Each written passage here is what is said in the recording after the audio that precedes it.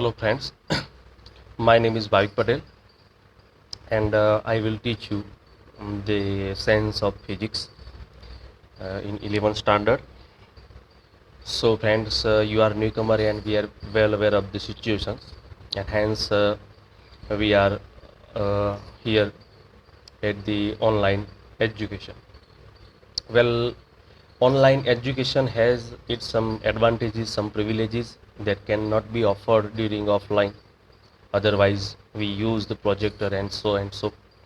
So here we will learn few things about the physics. First thing, what you will learn, you will understand, you will educate in physics. What is the physics subject itself?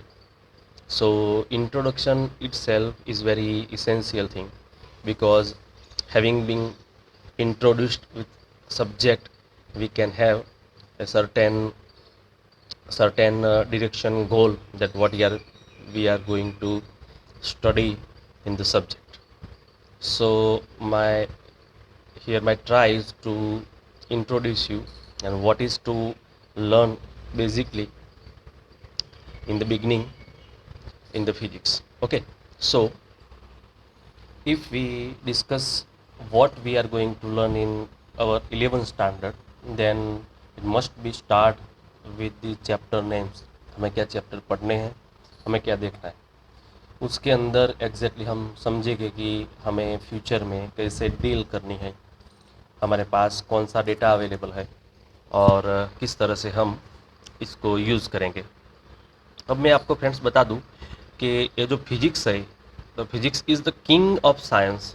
Science एक whole new subject है, मतलब उसके knowledge को, वो जो nature को समझने का नॉलेज है, उसका जो किंग है वो फिजिक्स है, और मैथमेटिक्स वो क्वीन है. अगर आपको फिजिक्स समझना है, अगर आपको साइंस समझना है, तो आपको मैथ्स के बेसिक नॉलेज से स्टार्ट करना होगा. मैं आपको एक सिंपल चीज़ बताऊं कि अगर यूनिवर्स जो है उसमें गैलेक्सीज है, उसमें प्लैनेट्स है, उसके बीच की दूरी कितनी है, the distance between them, the diameter, their habitants, ये सब समझना है तो आपको एक न्यूमेरिकल्स का, मैथमेटिक्स का नॉलेज होना चाहिए. इक्वेशंस आपको वो यूज़ करने पड़ेंगे, तो आपको एक बेसिक नॉलेज मैथ्स का चाहिए. तो अभी मैं यहाँ पर क्या कर रहा हूँ, मैं आपको ये जो है, मैं आपको ये नहीं कहूँगा कि आपको ये चीज़ें अभी तैयार ही कर देनी है. हाँ, पर मैं जो आपको यहाँ पर बता रहा हूँ वो आपको रिमेंबर करना चाहिए, क्योंकि जब मैं उसको पढ़ाते वक्त याद कराऊँ कि ये वाला इक्वेशन हमने याद किया था, then answer must be yes. So for that burden नहीं हो, ऑनलाइन एजुकेशन का कोई डिसएडवांटेज नहीं हो, इसलिए हमें पहले वो चीज़ें देखनी है. But before that, let me introduce you with the chapter names what we are going to study in 11th standard. तो अभी ये जो यहाँ पर हम देख रहे हैं चैप्टर के नेम्स है, फिजिकल वर्ड, वो समझने के लिए इंट्रोडक्शन है. वो चैप्टर कोई उसमें से प्रिपरेशन नहीं करनी है, वो जस्ट आप फिजिक्स में अगर एंटर होते हैं तो उसके लिए हमें क्या चीज़ें समझनी चाहिए, पर वो तो अभी मैं आपको बता रहा हूँ. फर्स्ट चैप्टर जो है, that is only the chapter, but we are not going to prepare anything from first chapter. But yes, the measurement of the system and measurement and system of units, ये जो chapter है वो important है, वो काफ़ी important है. ये chapter क्या हमें बताता है कि जब समझो कि आपको फिजिक्स में किसी भी क्वांटिटी, व्हेन आई से quantity, you will mean it by velocity, distance, displacement, speed, force, power, acceleration, ये जो है सब क्वांटिटीज़ है. अगर ये क्वांटिटीज़ जो है वो आपको मतलब यूज़ करनी है, समझो कि आपको अगर वेलोसिटी क्वांटिटी यूज़ करनी है कि कोई पार्टिकल है, कोई एक सर्टेन वेलोसिटी से कोई एक सर्टेन डायरेक्शन में ट्रैवल कर रहा है, तो वेलोसिटी के लिए यूनिट क्या बनाएंगे, मतलब कि मीटर पर सेकंड, किलोमीटर पर आवर, तो काफ़ी सारे यूनिट बन सकते हैं. हमें एक स्टैंडर्ड यूनिट बनाना पड़ेगा. अब हुआ क्या, इसकी मैं हिस्ट्री आपको बता देता हूँ कि पहले के वक्त में, यहाँ पर हम 21st सेंचुरी में है, आप 20वीं सेंचुरी में जाइए। 20वीं सेंचुरी ने काफ़ी सारे मतलब मॉडिफिकेशन किए, ये काफ़ी सारी डिस्कवरी जो है 20वीं सेंचुरी में हुई। उसके आगे जाइए 19वीं सेंचुरी में। चलो 19वीं सेंचुरी की बात करते हैं, तो वो ईयर होगा 1801 से, वो ईयर हमारा होगा 1801 से हमारा 19 तक का। ओके, ये जो है वो हमारी 19वीं सेंचुरी है। अगर इसके आगे हम जाते हैं तो वो ईयर होगा 1701 से 1800 तक का। तो ये जो चीज़ मैं आपको बता रहा हूँ, ये समझने के लिए कि उस साल में, उस सेंचुरी में कैसे हम जी रहे थे। हमारे पास समझो कि कोई डिस्टेंस मेजर करना था तो इंडिया में अलग यूनिट थे, यूरोप में अलग यूनिट थे, यूनाइटेड स्टेट्स में, कनाडा में अलग यूनिट्स, और ऑस्ट्रेलिया कंटिनेंट था उसमें भी अलग यूनिट थे। ये जो कंट्रीज़ थी वो एक दोनों के बीच में जो बिजनेस करती थी, तब अब मतलब यूनिट का एक दिक्कत हो जाता है। Because when you merchandise good with any other country, any other continent, then उनकी यूनिट अलग हो गए, तो आप कैसे बताएंगे कि भाई ये इतना हमारा कपड़ा है, इतना हमारा गुड्स है, इतने किलोग्राम में है। मतलब वहाँ पर चलो पाउंड चल रहा है, किलोग्राम चल रहा है, यहाँ पर हमारा शेर चल रहा था, पासेर चल रहा था। इंडिया में दिक्कत हो जाती है, मतलब आप मर्चेंडाइज भी गुड नहीं कर सकते। तो पहली चीज़ ये थी कि अगर साइंस को एक यूनाइट करना है, उसमें हमें फिजिक्स पढ़ना है, तो यूनिट पहले चाहिए, एक स्टैंडर्ड यूनिट चाहिए जो वर्ल्ड वाइड एक्सेप्टेड हो। समझा? जो वर्ल्ड में हर एक कंट्री में चलता हो। अब आप यहाँ पर बोलेंगे कि भाई हमारी जो कार है उसकी maximum speed 180 kilometre per hour है, तो दूसरी कंट्री में वो किलोमीटर आवर उसका एक स्टैंडर्ड होना चाहिए। समझा? तो इसके लिए हमें सबसे पहले ये जो हमें चाहिए वो यूनिट और उसकी मेज़रमेंट की सिस्टम चाहिए। ओके, ये सब चीज़ें आप सेकंड चैप्टर में देखने वाले, मैं आपको समझाता हूँ बाद में। ओके, बाद में मोशन इन स्ट्रेट लाइन। तो फिजिक्स ये मोस्टली मूविंग ऑब्जेक्ट्स के लिए भी होता है और स्टेडी ऑब्जेक्ट्स के लिए भी होता है। जब कोई ऑब्जेक्ट मूव करता है तो उसने कितना डिस्टेंस कवर किया, कितना डिस्प्लेसमेंट हुआ, मतलब कि वो कैसे जा रहा है, उसकी स्पीड कितनी है, उसकी वेलोसिटी कितनी है, वो जो है वो स्ट्रेट लाइन में अगर जा रहा है तो स्पीड, वेलोसिटी, एक्सेलरेशन, ये सब बातें हमें देखनी है। Okay, then motion in plane. तो अगर हमारा जो पार्टिकल या ऑब्जेक्ट या कुछ भी हमने जो कंसीडर किया है वो स्ट्रेट लाइन में जा रहा है, तो मैंने बताया इस तरह से हमारा कैलकुलेशन ईजी हो जाएगी। But suppose we have a mosquito और बटरफ्लाई। तो चलो समझो कि हमारे पास बटरफ्लाई है, तो वो तो मतलब किसी भी डायरेक्शन में इस तरह से जाएगा, तो वो 3 डायमेंशन में जाएगा। चलो हमारी कार है, वो स्ट्रेट डायरेक्शन में जा रही है, फिर यहाँ पर मूव होती है, तो उसका कैलकुलेशन कैसे करना है, वो जो कैलकुलेशंस है वो हम मोशन इन प्लेन में करेंगे। वहाँ पर 2 डिमेंशन हो गए, मतलब कि एक्स डायरेक्शन में भी जाएगा और वाई डायरेक्शन में भी जाएगा। ये जो स्ट्रेट लाइन वाली बात है वो सिर्फ एक्स डायरेक्शन में होती है। और ये जो बटरफ्लाई हमारा होता है, मॉस्किटो होता है, या हमारी खुद की बात करो तो हम 3 डायमेंशन में भी मूव कर सकते हैं, तो वो एक्स वाई जेड 3 कोऑर्डिनेट्स में जाते हैं। तो वो चीज़ें हैं वो हम इनिशियल 3 चैप्टर्स में देखेंगे। यहाँ पर motion in straight line, motion in plane. Okay, चलो फिर आएगा हमारा laws of motion. Laws of motion that have been given by Newton. तो अभी जैसे हमारा कोरोना चल रहा है, ऐसे ही वहाँ पर इंग्लैंड में प्लेग था, और प्लेग में लोग एक दूसरे से दूर जाते थे, क्वारंटाइन होते थे, and they have much time to study.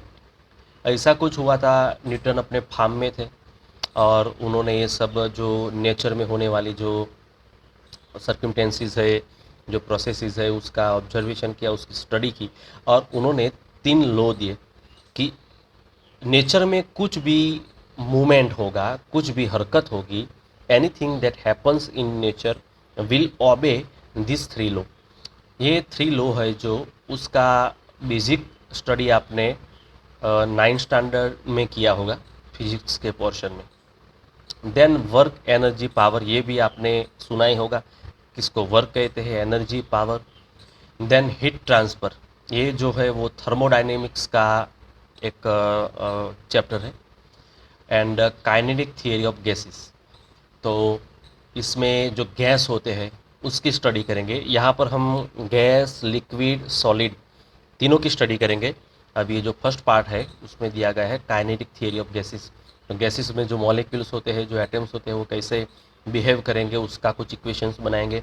Very surprising things of that, वो हम पढ़ेंगे। देन सेकंड पार्ट में यहाँ पर हमें जो दिया गया है वो है dynamics of system of particle. ये जो है वो सेंटर ऑफ ग्रेविटी के लिए है। तो अभी आप बोलेंगे कि चलो ये हमारा कोई ऑब्जेक्ट है, तो ये ऑब्जेक्ट जो है उसमें स्मॉल पार्टिकल्स हो गए।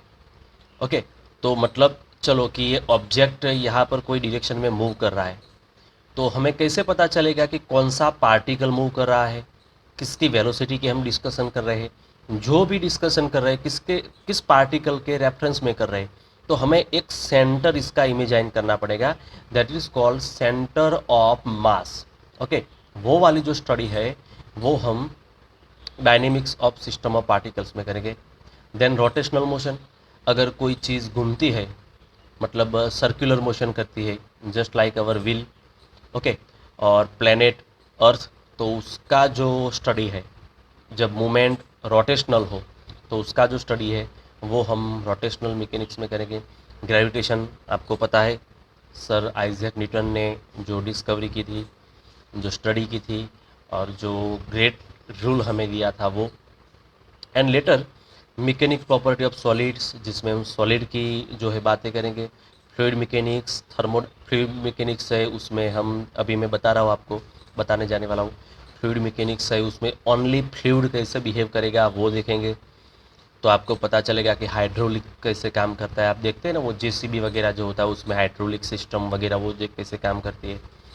Okay, then thermodynamics. थर्मोडाइनेमिक्स में हम जो इंजन्स होते हैं हमारे घर में, जो एसी वगैरह जो होता है, केटल होती है, वो कैसे काम करती है वो देखेंगे।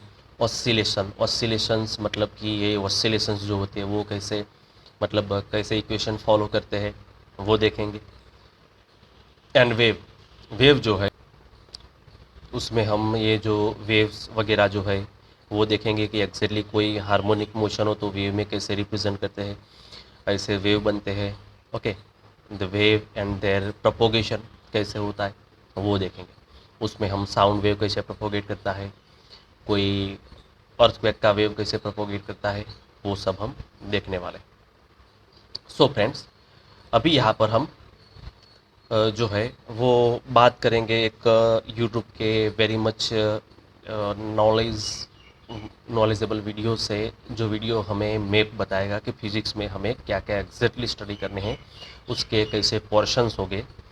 Here is my humble try to let you introduce to the physics. Okay, before we go any further in the physics we have to well aware of its portion divisions, hence we are going to study here।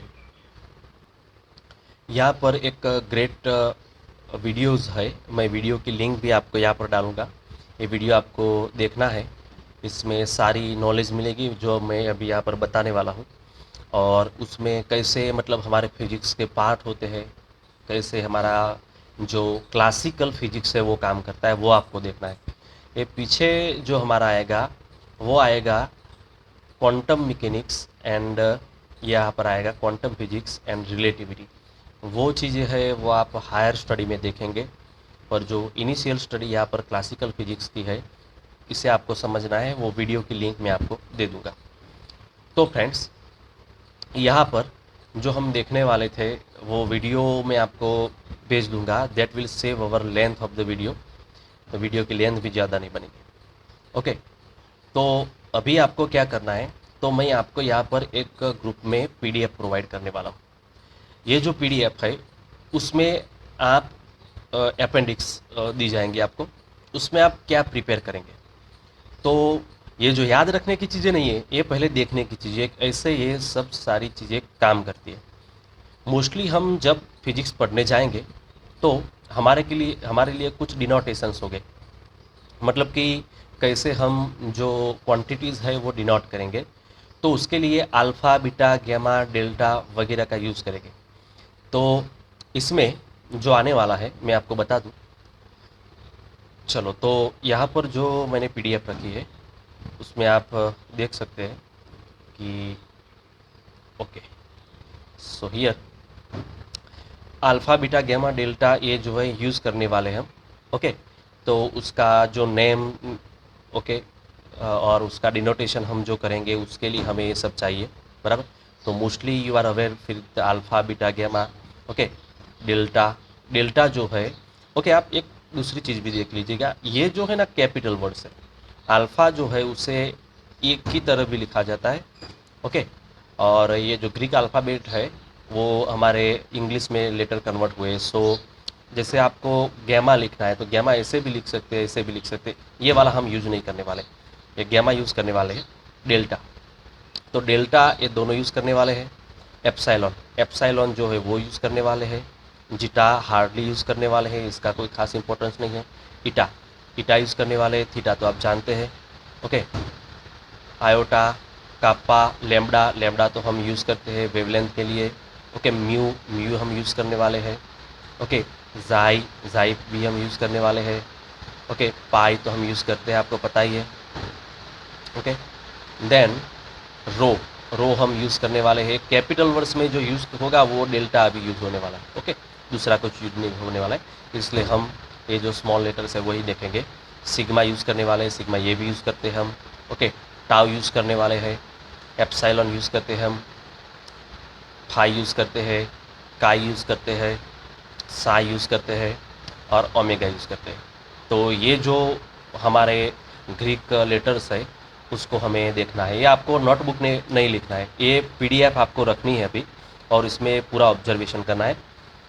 Then some important constant जो हम physics में use करने वाले हैं, ये important constant हर जगह हमें आएंगे, पर मैं अभी आपको ये नहीं बोलूँगा कि आप वैल्यू सब याद रखिएगा, उसके सिंबल्स याद रखें।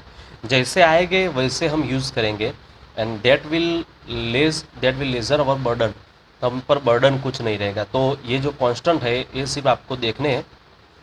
जैसे कि स्पीड ऑफ लाइट, तो ये तो आपको पता ही है 2.99, जिसे हम यूजली लेते हैं 3 × 10⁸ ओके। यूजुअली लेते हैं 3 × 10⁸ मीटर पर सेकंड। तो ये वैल्यू तो आप याद रख सकते हैं, और अदरवाइज़ आपने 10 स्टैंडर्ड और 9 स्टैंडर्ड में भी देखी होंगी ये वैल्यूज़ जो है वो। तो अभी ये देखना है आपको, नोटबुक में कुछ लिखना नहीं है इसमें से। चलो, तो जब मैं आपको बोलूँ कि ये जो वैल्यू हमने पीडीएफ में देखी थी, तब आपको इसको रिकॉल करना है, ओके। फिर ट्रिगोनोमेट्री में कुछ इक्वेशन आएंगे, इसमें मोस्टली आपको पता होगा, कुछ इक्वेशन पता नहीं होगा। और बायोलॉजी के स्टूडेंट्स है उसके, उनको तो अभी ये पढ़ना आएगा नहीं मैथ्स के इक्वेशन, तो अभी इतना इसमें याद रखना है, मैं आपको बता देता हूँ। Sorry, I was interrupted by the call. So अभी ये जो ट्रिगोनोमेट्री है उसमें ये जो साइन किसे कहते हैं, कॉस थीटा किसे कहते हैं, टेन थीटा, ये नॉलेज तो आपको होगा, ओके। तो ये तो मैं अभी नहीं बोलूँगा कि प्रिपेयर करना है, क्योंकि इसको तो आप कवर करके ही पास, मतलब 10th में हो। तो अभी ये जो इक्वेशंस है वो तो बेसिक इक्वेशन, ओके। हमें मोस्टली चाहिए साइन कॉस टेन, ओके। कैसे हम साइन कॉस टेन फाइंड करते हैं, उसमें opposite side by hypotenuse, adjacent by hypotenuse, जो इक्वेशंस होते हैं आप समझ जाएंगे, ओके। बट यहाँ पर जो इक्वेशन है, ये वाला जो इक्वेशन, चलो समझ लो कि ये वाला इक्वेशन अब ये कहाँ से आया, शायद आपको मालूम नहीं होगा। ये इक्वेशन आपको स्किप कर देना है, ओके, क्योंकि ये हम डिराइव करेंगे हमारे चैप्टर मोशन इन प्लेन में। जिसे हम पर्टिकुलर डिराइव करेंगे कैसे आता है, पर इसका यूज होता है इसलिए आपको दिया गया है, ओके। तो ये जो है वो आपको नोटबुक में नहीं लिखना है, ओके। ये जो एंगल्स है वो भी आपको नोटबुक में नहीं लिखना है। Okay, exterior angle. ओके चलो, एक्सटीरियर एंगल किसे कहते हैं, ये आपको चाहिएगा 12 स्टैंडर्ड में। ओके, अब 12 स्टैंडर्ड में ऑप्टिक्स का जो चैप्टर होगा तब इसका यूज होगा, तब तक इसका कोई यूज होने वाला नहीं है। तो मैं आपको ये नहीं कहूंगा, आपको याद रखना है। ओके, क्योंकि ये बर्डन हो जाएगा। ओके ठीक है। अब नेक्स्ट जो आइडेंटिटीज है, जो इक्वेशंस है, इसमें ये सब जो इक्वेशंस है, उसमें ये वाला equation sine square theta plus cos square theta is equal to 1, ये तो वेल नोन इक्वेशन है, फेमिलियर आइडेंटिटी है, ये तो आपको याद होगी। चलो, 1 पर plus tan square theta is equal to sec square theta, 1 plus cos square theta is cos square theta, ये जो आइडेंटिटीज है वो भी आपको याद नहीं रखनी है, ये भी हमें कहाँ पर यूज होने वाली नहीं। ओके, ये आइडेंटिटीज भी यूज नहीं होने वाली, नॉर ये आइडेंटिटीज हमारे फिजिक्स में यूज होने वाली नहीं, पर ये आइडेंटिटी है वो यूज होने वाली है। तो आप इसको रिमेंबर करेंगे, you may write down in your notebook, sine two theta is equal to two sine theta cos. ये जो है आइडेंटिटीज हमें वेरी मच चाहिए हमारे फिजिक्स में। नेक्स्ट, ये जो आइडेंटिटी है कॉस टू थीटा, उसके जो हमारे तीन इक्वेशन बनते हैं, ये कॉस टू थीटा तो cos square theta minus sine square theta भी लिख सकते हैं, two cos square theta minus 1 लिख सकते हैं। ये आइडेंटिटी हमें चाहिए, ये आपको नोटबुक में लिखनी है। ये जो आइडेंटिटी है, अगर मैं कहूंगा कि आप इसे याद रखना तो भी आप भूल जाएंगे, क्योंकि हमें हमारा जो सेकंड पार्ट है फिजिक्स का, उसके जो लास्ट में दो चैप्टर है 7 और 8, उसमें चाहिए, तब तक इसका कोई यूज नहीं होने वाला है। तो मैं बोलूंगा कि उसमें भी आप कोई बर्डन नहीं लेंगे। ओके चलो, तो ये जो दोनों आइडेंटिटी है वो आप लिखेंगे, ये आइडेंटिटी हमें यूजफुल है, पर जैसे हमारा यूज होगा उस तरह से हम लास्ट दोनों जो चैप्टर है उसमें देखने वाले हैं, तो उसको आप स्किप कर सकते हैं। देन ये जो आइडेंटिटीज है वो भी आप स्किप कर सकते हैं। ओके, इसका भी कोई यूज नहीं होने वाला है। ओके, अब जो यहाँ पर यूज होगा वो है यूनिट सर्कल, ये वेरी मच यूजफुल है। तो ये जो है, मैं आपको जो नेक्स्ट वीडियो है उसमें कवर करके इसकी ऑल इंट्रोडक्शन दे दूंगा कि ये यूनिट सर्कल क्या है। ओके, क्योंकि अगर आपको ये यूनिट सर्कल और उसमें साइन कॉस की वैल्यू पता नहीं होगी तो हम आगे कुछ डेवलपमेंट कर नहीं पाएंगे। तो इसका न्यू वीडियो में पूरा हम इंट्रोडक्शन ले लेंगे। नेक्स्ट ये जो नीचे वाला पार्ट है ये आपको रिमेम्बर करना है, कौन सा वाला, तो साइन थीटा में अगर थीटा नेगेटिव होता है, मतलब साइन, समझो कि साइन आपको दिया गया है साइन -30। ओके, आपका जो एंगल है वो नेगेटिव है समझो, तो आप इसे लिख सकते हैं -sin30। Okay, so kind of information, मतलब नेगेटिव साइन है वो आगे आ सकती है, वो यहाँ पर दिया गया है। वही बात अगर आप कॉस में देखें तो नेगेटिव साइन है वो डिसॉल्व हो जाएंगी, डिसअपियर हो जाएंगी। तो कॉस में अगर हमारा जो एंगल है वो नेगेटिव है, पॉजिटिव डजंट मैटर। ओके, तो वो जो इवन फंक्शन है, ओड फंक्शन है, उसकी इंफॉर्मेशन मैथमेटिक्स के स्टूडेंट को तो मिलेगी स्टडी के मीनवाइल, पर अभी आपको ये दोनों याद रखना है। ओके, तीसरा याद रखना है टेन जो है, टेन में भी नेगेटिव साइन आगे आएगी। फिर साइन 90 माइनस थीटा तो कॉस थीटा में कन्वर्ट होता है, cos 90 minus theta sine theta में। तो ये जो है वो आइडेंटिटीज आपको नोटबुक में लिखनी है, ये भी इम्पोर्टेंट है। तो ये आइडेंटिटीज आपको 10th स्टैंडर्ड में पढ़ने मिली थी, तो आपको ये भी देखना है, ये नोटबुक में आपके होने चाहिए। Okay, identity. अब ये जो values, values of sine cosine for special angles, हमारे कुछ एंगल्स 0, 30, 45, 60, 90, 180, 270, 360 के एंगल के लिए साइन कॉस टेन की वैल्यू जो होगी वो आपको याद करनी है, पर उसमें आपको इतना ही याद रखना है। ओके, अब इसमें क्या लिखना है वो मैं आपको अगले वीडियो में बताऊंगा, क्योंकि ये तो आपको इजीली याद रह जाएगा, ये पीछे का जो पार्ट है, ये जो वैल्यू आपको याद रखनी है और कैसे हम याद रख सकते हैं उसकी एक ट्रिक जो है वो मैं आपको बताऊंगा। बट मीन वाइल ये भी आप नोटबुक में लिख सकते हैं, ये जो यूनिट सर्कल है वो स्टडी करने के बाद हम ये जो है वो आसानी से याद रख सकते हैं। मैं वो नेक्स्ट वीडियो में कवर करूँगा। फिर आता है क्वाड्रेटिक फार्मूला, ये तो आपने 10th के मैथमेटिक्स में पढ़ाई होगा, A X square plus B X plus C is equal to 0। तो उसका जो सॉल्यूशन होता है कैसे हम फाइंड कर सकते हैं। ओके, समझो कि हमें दिया गया है कोई इक्वेशन कुछ इस तरह से, चलो कोई इक्वेशन हमें दिया गया है कुछ इस तरह से, then how to determine it is quadratic formula, चलो हमें दिया गया है 5x² okay plus 4x plus 3 okay. तो ये जो है हमारा क्वाड्रेटिक फॉर्मूला है, इसका सॉल्यूशन हम फाइंड कैसे करेंगे, वो जो आप पढ़े थे अब 10th स्टैंडर्ड में वो आ जाएगा। ये आपको नोटबुक में लिख देना है और you must have to remember the solution. Solution X कैसे हम फाइंड कर सकते हैं वो यहाँ पर हमें मिल जाए okay. Then formula of log, ये जो लॉग है वो आपको जब यूज मतलब हम जब यूज करेंगे तब इसका इंट्रोडक्शन देखिए, क्योंकि ये हमारे लिए बर्डन हो जाएगा। पर आपने इसका कुछ इनिशियल स्टडी 10th स्टैंडर्ड में किया है तो बेसिकली आपको याद होगा लॉग में क्या आता है। फिर आता है बायनोमियल एक्सपांसन, मतलब बायनोमियल एक्सपांसन में हम एक्चुअली यूज करेंगे लेटेस्ट में लेटेस्ट ग्रेविटी चैप्टर में यूज करने वाले ओके। तो बायनोमियल जो एक्सपांसन है उसमें हम ये वाला जो फॉर्मूला है वो याद करेंगे, पर कुछ अलग तरह से याद करेंगे। तो then I will suggest please forget this one, क्योंकि हमें ये अगला जो पोर्शन है इतना ही चाहिए ओके। सो एक्सपांसन जो है वो भी आप स्किप कर सकते हैं, और ये एक्सपांसन तो कोई इंपॉर्टेंट नहीं है, बट ओके ये वाला काफी इंपॉर्टेंट है, ये आप नोटबुक में लिख सकते हैं okay. If theta is very small, अगर थीटा रेडियन में है, मैं आपको बताऊंगा रेडियन क्या है, और वो स्मॉल एंगल है, मतलब कि जो हमारा एंगल है दो लाइंस के बीच में काफी स्मॉल है, तो साइन थीटा की जगह सिर्फ हम थीटा ही लिख सकते हैं ओके।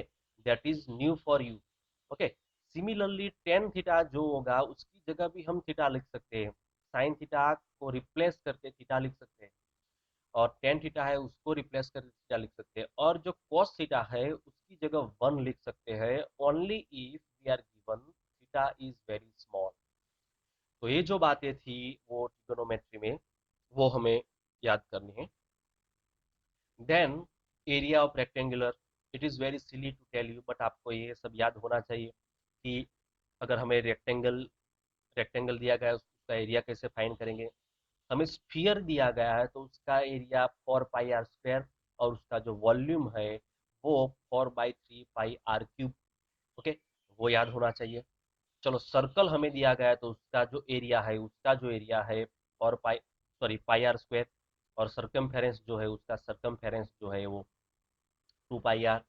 सिलेंडर के लिए क्या वैल्यू है, ट्राइंगल के लिए क्या बनती है, क्यूबॉइड के लिए क्या बनती है ओके, ये हम 10 स्टैंडर्ड में पढ़े हैं, तो ये आपको आसानी से याद हो जाएगा।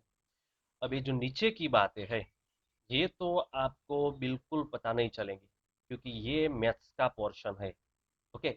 और मैथ्स में हर एक चीज के लिए अलग अलग चैप्टर होता है।